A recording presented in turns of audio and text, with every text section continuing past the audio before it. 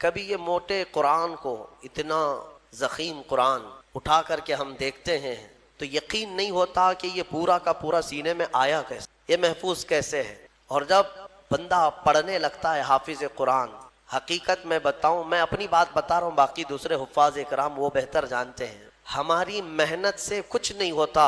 جب پڑھنے کے لیے وہ کھڑا ہو جاتا ہے تو من جانب اللہ، خود اللہ تعالیٰ اس کی مدد فرماتا ہے۔ اگر اللہ رب العزت دروازے نہ کھولے تو وہ ایک آیت آگے نہیں بڑھ پائے گا۔ ہاں، یہ رب تبارک و تعالیٰ کی طرف سے انعام ہے، اکرام ہے۔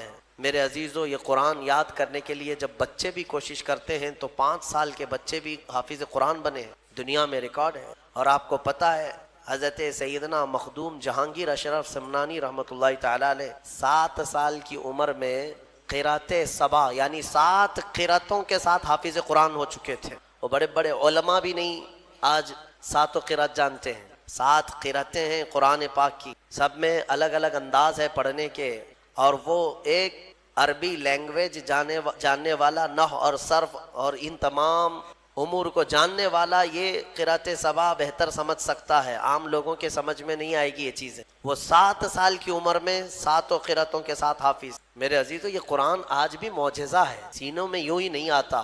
بڑا ذہین بھی ہو اور رب تبارک و تعالیٰ کی مرضی نہ ہو تو اس کے سینے میں ایک پارہ بھی نہیں آتا۔ اور کبھی ہم نے دیکھا ہے بڑا کند ذہن ہے، کچھ آتا نہیں ہے، اسکول میں 0 تھا لیکن قرآن حفظ کرنے پر لگا تو پورا حافظ قرآن بنا ہے۔ ایسے بھی میں جانتا ہوں جن کو 2+2 معلوم نہیں ہے لیکن حافظ قرآن ہو جاتا۔ یعنی اس قدر دیہات سے آئے ہوئے بچے تھے جن کو کچھ نہیں معلوم تھا لیکن قرآن پورا یاد تھا۔ یہ معجزہ ہے قرآن کا۔ اعلیٰ حضرت امام احمد رضا خان فاضل بریلوی رضی اللہ تعالیٰ عالم تھے، بڑے مفتی تھے۔ آپ اندازہ کریں 14 سال کی عمر میں وہ مفتی بن چکے تھے، 13 سال کچھ مہینے۔ جس دن وہ بالغ ہوئے اس دن پہلا فتویٰ انہوں نے لکھا ہے، 14 سال کی عمر میں۔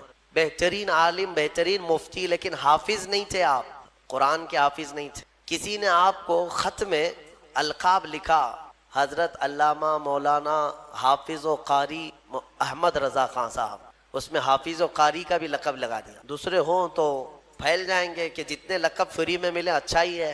اعلیٰ حضرت نے دیکھا کہ میں حافظ ہوں نہیں اور لوگ مجھے حافظ سمجھ رہے ہیں۔ یہ شعبان کی آخری تاریخ تھی، شاید دوسرے دن سے رمضان شروع ہو رہا تھا۔ آپ نے اس خط والے کے گمان کے مطابق اپنے آپ کو اتارنے کے لیے عزم کر لیا کہ اس کے خط کا جواب بعد میں لکھوں گا، حافظ قرآن پہلے بنوں گا، کیونکہ اس نے حافظ کہا ہے مجھے، حافظ قرآن کہا۔ تو اعلیٰ حضرت کا معمول یہ تھا کہ روزانہ رمضان میں فجر سے لے کر کے شام تک ایک پارہ یاد کرتے تھے اور تراویح میں ایک پارہ سنا دیتے تھے، یہاں تک کہ 29ویں رمضان کو یا 27 کو آپ مکمل 1 مہینے کے اندر حافظ قرآن ہو گئے۔ 1 مہینے کے اندر حافظ قرآن، ہاں 1 مہینے میں وہ حافظ قرآن ہو گئے۔ قرآن کا یہ معجزہ ہے، اللہ تبارک و تعالیٰ وہ جس کے سینے میں چاہے اس کو عطا فرماتے۔ میرے عزیزو، آج بھی بہت سارے ایسے بچے ہیں جو قرآن کو یاد کرتے ہیں بہت بچپن میں، اور ان کے ذہن کے دریچے ایسے کھل جاتے ہیں۔ آپ نے مولانا حارث صاحب کے پیچھے بھی تراویح پڑھی ہے، یہ ہمارے بھتیجے ہیں، انہوں نے تقریباً 4.5 مہینے میں پورا حفظ قرآن کی، الحمدللہ انہوں نے بھی ایک ریکارڈ قائم کیا تھا۔ اور اپنے سبق کے دوران انہوں نے 29واں پارہ 2 دن میں پورا پارہ سنایا تھا، آدھا پارہ ایک دن یاد کر لیا۔ تو یہ اپنے کمال کی بات نہیں، یہ اپنے کسب اور اپنے ذہن کی بات نہیں، رب تبارک و تعالیٰ کی عطا اور فضل۔ امام اعظم ابو حنیفہ کے ایک شاگرد ہیں امام محمد، یہ چھوٹی عمر میں امام اعظم کے پاس پڑھنے کے لیے آئے، داڑھی نہیں تھی، چھوٹے تھے۔ تو امام اعظم ابو حنیفہ رحمۃ اللہ علیہ کے پاس بڑے بڑے ان کے جو شاگرد تھے، علماء تھے، محدثین بیٹھتے تھے، اس میں ایک چھوٹی عمر کا لڑکا آیا ہے۔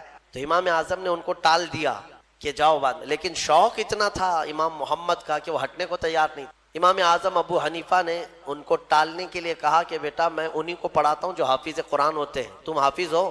کہا حافظ تو نہیں، حافظ بننے میں 2-3 سال لگ جائیں گے، جب تک تھوڑا سا جوانی آ جائے گی پھر سمجھ لے گا۔ کہا جاؤ حفظ کر کے آؤ۔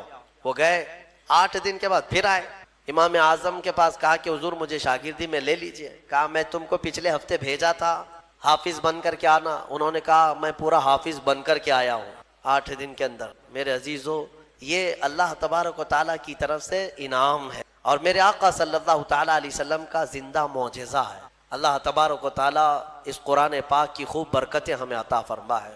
قرآن کو نہ چھوڑو اے میرے عزیز، قرآن کو چھوڑ کر کے آج اس قدر گمراہی آئی ہے۔ وہ زمانے میں معزز تھے مسلمان ہو کر، آج ہم خار ہیں تاریک قرآن ہو کر، قرآن کو چھوڑ کر ذلیل ہیں ہم۔ قرآن کو چھوڑنے کی وجہ سے یہ ساری آفات ہیں۔ اور پچھلی قوموں کے بارے میں قرآن میں اللہ تعالیٰ نے فرمایا، اللہ تعالیٰ ان سے فرمایا خذوا ما آتیناکم بقوہ، ہم نے جو تمہیں دیا ہے وہ مضبوطی سے پکڑو۔ یعنی یہودیوں کو تورات دی گئی تھی، بنی اسرائیل کو زبور دی گئی تھی، اور ہر ایک امت کو یہ کہا گیا ہے کہ مضبوطی سے یہ کتاب تھامے رہو۔ جو اللہ کی کتاب اتری ہے یہ صرف اور صرف جھاڑ پھونک کے لیے نہیں ہے، یہ تمہاری پوری زندگی کا دستور آیا ہے۔ ہاں کل کیا ہونے والا ہے یہ قرآن میں پڑھو، یہ بے خبر نجومی تمہیں کیا بتائیں گے؟ قرآن عظیم تمہاری زندگی کا پورا دستور العین ہے۔ اس کو چھوڑ کر کے ہم ادھر ادھر کی آج ٹھوکروں پر مجبور ہو چکے ہیں۔ میرے عزیز و حیرت ہے ہماری قوم کو، طوطے کے پاس جا کر کے اپنا بھوش پوچھتے ہیں چٹھی نکال کر کے کہ میرا بھوش کیا ہونے والا ہے۔ وہ بھی سڑک چھاپ آدمی جو طوطا لے کر کے خود سڑک پر بیٹھا ہے، وہ لوگوں کا مستقبل بتا رہا ہے۔ ہائے، یہ اس کی بیوقوفی نہیں ہے، اس کے پاس جانے والے کتنے بڑے بیوقوف ہیں۔ مستقبل تمہارا بتا رہا ہے اور خود جو ہے سڑک چھاپ بنا ہوا ہے۔ ہاں، ساری دنیا کے مستقبل بھوشمانی کر رہا ہے، لکیریں پڑھ رہا ہے، اور خود کی لکیر شاید پوری مٹی ہوئی۔ عقل ہے یا نہیں ہے جو لوگ اس طرح کی جگہ پر جاتے ہیں؟ میرے آقا صلی اللہ علیہ وسلم نے فرمایا من اتا بکاہن فقد کفر بما انزل علی محمد، جو کسی کاہن جوتش کے پاس گیا، میرے آقا فرماتے ہیں اس نے محمد کا انکار کر دی صلی اللہ علیہ وسلم۔ محمد صلی اللہ علیہ وسلم پر جو کچھ اتارا گیا ہے اس کا اس نے انکار کر دی۔ کیوں جاتے ہو؟ قرآن تمہارے پاس سب سے بہتر کتاب ہے، قرآن عظیم ساری چیزیں تمہارے پاس۔ اللہ تعالیٰ نے فرمایا وَلَا رَطْبٍ وَلَا يَابِسٍ إِلَّا فِي كِتَابٍ مُبِينٍ، کوئی خشکی اور کوئی تری کی بات ایسی نہیں ہے جو ہم نے قرآن میں بیان نہ کیا ہو، سب ہے قرآن میں۔ اور جو جس طرح سے اس سے فائدہ اٹھائے گا وہ اس کے ظرف کی بات ہے۔ میرے عزیزو، کم سے کم آج اتنا تو کرو کہ تلاوت تو کثرت سے شروع کر دو۔ حدیث میں ملتا ہے کہ اگر لوگ آتے ہیں ہمارے پاس وظیفے، اس کا وظیفہ، بچے پیدا نہیں ہو رہے ہیں اس کا وظیفہ چاہیے، روزی میں برکت اس کا وظیفہ چاہیے، ہاں بہت سارے ٹینشن ہیں، وسوسے آتے ہیں اس کا وظیفہ چاہیے، بیماری نہ آئے اس کا وظیفہ چاہیے۔ وظیفے اس پر انہی سب کے چکروں میں پڑے ہوئے۔ حالانکہ حدیث میں ہے کہ قرآن کی تلاوت تمہیں سارے ذکر سے بے نیاز کر دے۔ اگر قرآن کی تلاوت میں کوئی بندہ مصروف ہے، اس کے بارے میں فرمایا کہ اگر اس کو دعا کرنے کا وقت نہیں ملا، دعا کرنے کا وقت نہیں ملا اور وہ قرآن کی تلاوت میں مصروف ہے، تو فرمایا کہ مولا تعالیٰ اس کو سارے لوگوں کی دعا کے برابر عطا فرمائے گا۔ وہ بندہ رحمان کا کلام پڑھ رہا ہے، دعا کرنے کا اگر اسے وقت نہ ملا تو بھی مولا اس سے راضی ہے۔ میرے عزیزو، قرآن پڑھنے کے آداب میں بھی آج میں دیکھتا ہوں تو لوگوں کو کھجلی ہونے لگی، ادھر ادھر پینتیاں بدلنے لگے۔ قرآن پاک پڑھتے وقت تمہارے اندر رقت طاری ہو تو سمجھ لینا ایمان بھر گیا ہے۔ قرآن کی یہ صفت بتائی گئی وَإِذَا تُلِيَتْ عَلَيْهِمْ آيَاتُهُ زَادَتْهُمْ ایمانا۔ یہ کون لوگ ہیں جو اللہ تبارک و تعالیٰ کے پرہیزگار بندے کون ہوتے ہیں؟ ان کے بارے میں اللہ فرما رہا ہے کہ جب ان کے پاس قرآن کی آیتیں تلاوت کی جاتی ہیں تو ان کا ایمان بڑھ جاتا ہے۔ وَجِلَتْ قُلُوبُهُمْ، ان کا دل ہلنے لگتا ہے شوق سے۔ اللہ کی بارگاہ میں حضرت امام اعظم ابو حنیفہ رحمۃ اللہ تعالیٰ علیہ مغرب کی نماز کے لیے حاضر ہوئے، صرف قاری قرآن نے اذا زلزلت الارض زلزالہا یہ سورہ پڑھی، اتنا رونے لگ گئے، اتنا رونے لگ گئے۔ اس میں قیامت کا ذکر ہے کہ یاد کرو کس چیز کو؟ جب زمین ہلا دی جائے گی، واخرجت الارض اثقالہا، اور زمین کے اندر کی ساری بوجھل چیزیں نکال دی جائیں گی باہر، زمین سب اگل دے گی۔ اور سورہ قارعہ میں اللہ نے فرمایا یوم یکون الناس کالفراش، لوگ اس دن پتنگوں کی طرح ہوں گے، اڑ رہے ہوں گے۔ وتکون الجبال کالعہن، اور پہاڑ روئی کے پھاہے ہوتے، روئی کے اس طرح پہاڑ جو ہے ہواؤں میں اڑ رہے ہوں گے، پورے بڑے بڑے پہاڑ روئی کے پھاہے کے طرح اڑ رہے ہوں گے۔ اللہ نے قرآن پاک میں جو قیامت کے تذکرے فرمائے، امام اعظم ابو حنیفہ صرف سورہ زلزال پڑھتے رہ گئے، عشاء کا وقت آیا، عشاء پڑھی، پھر کھڑے ہو گئے، صرف یہی اذا زلزلت الارض زلزالہا، اسی میں رہ گئے۔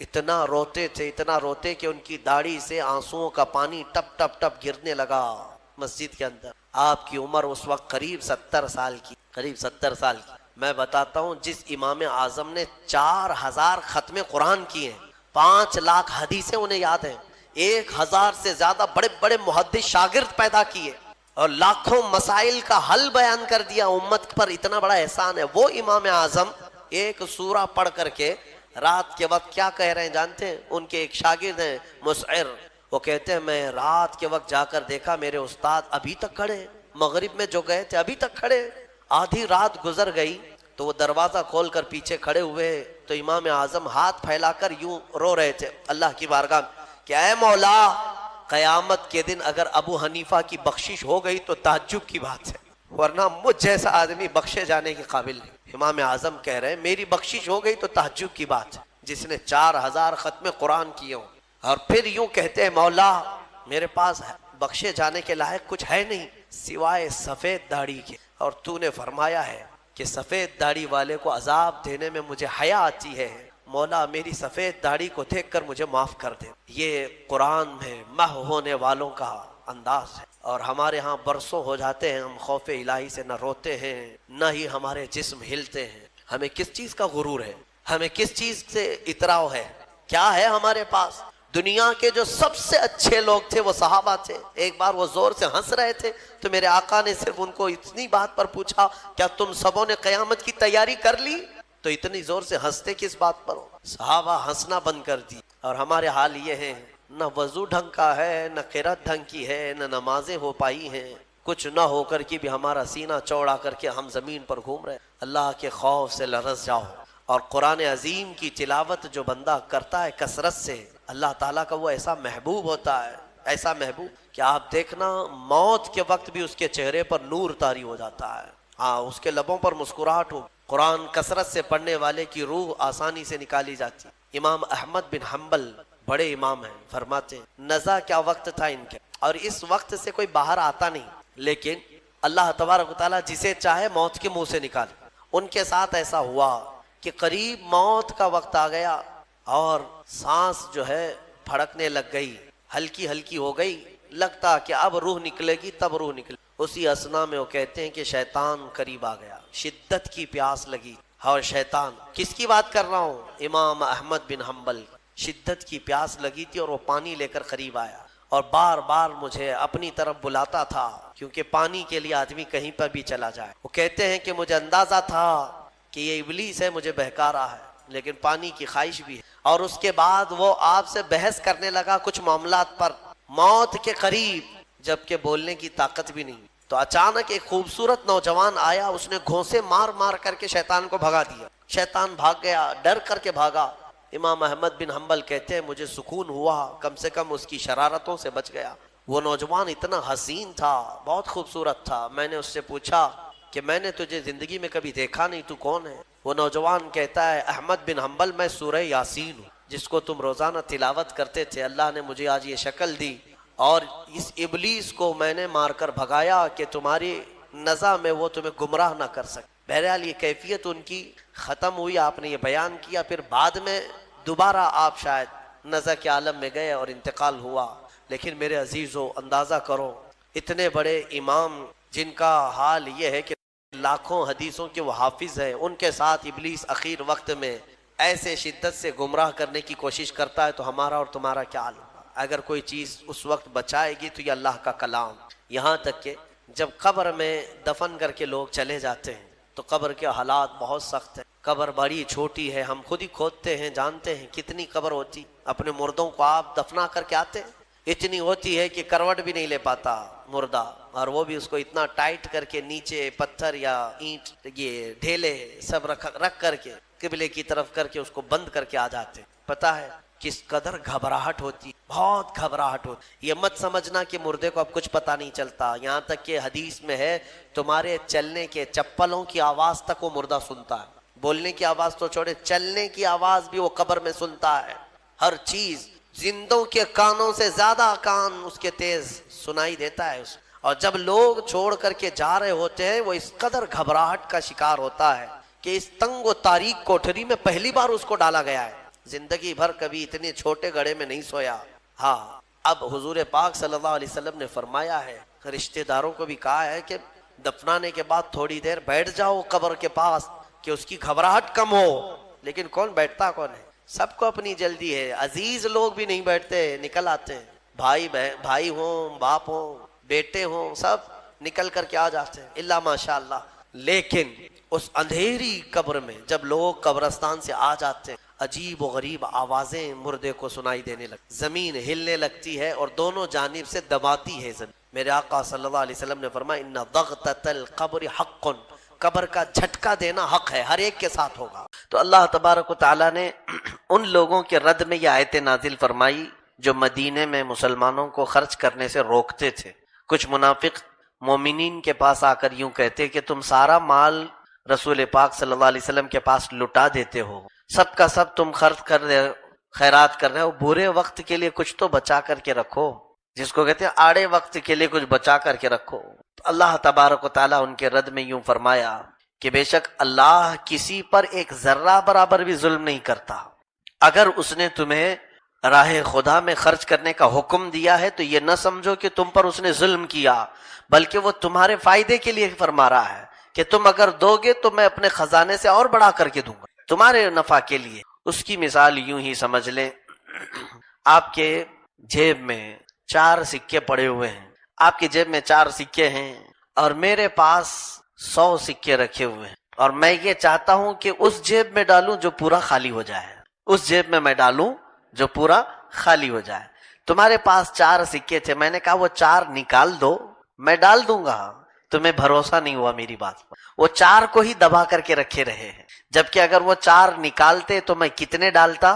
100 ڈال دیتا۔ یہ میں نے ایک مثال آپ کو اپنی جانب سے بتایا۔ اللہ رب العزت یہی فرما رہا ہے کہ میں نے جو تمہیں دیا ہے اس میں سے کچھ تم اپنے مال سے نکالو، اس سے 70 گنا میں بھر کر کے دوں گا، زیادہ دوں گا۔ لیکن یہ اللہ کی ذات پر لوگوں کا وہ یقین نہیں آیا، اس کی وجہ سے وہ دبا کر کے رکھ گئے، اور جس چیز کو تم بچا کر کے رکھے وہ تمہارے لیے وبال جان بن جائے گا۔ ایسا نہیں ہے کہ تم 4 سکے بچا کر کے اسی میں سب چلا لوگے، بلکہ یہی 4 سکے تمہارے لیے موت کے بعد سانپ اور بچھو بنا کر تمہارے ناک پر چھوڑ دیا جائے گا۔ قیامت تک ایک اژدہا قبر میں ہمارے گلے پر لٹکا رہے گا اور ہماری ناک کی ہڈی کو چوستا رہے گا، اور وہ مردہ اس سے کہے گا کہ مجھ سے دور ہٹ جا، تو وہ اژدہا سانپ اس سے کہے گا میں کیسے ہٹوں، تو زندگی بھر تو مجھے اپنے ساتھ رکھتا تھا۔